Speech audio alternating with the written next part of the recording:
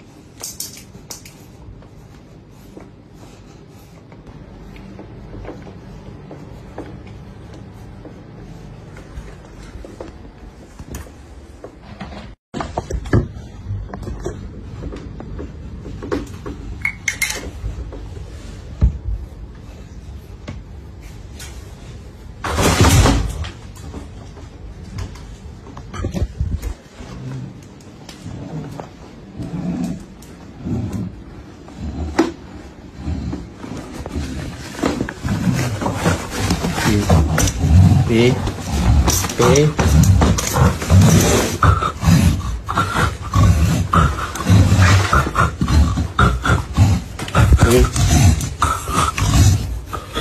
P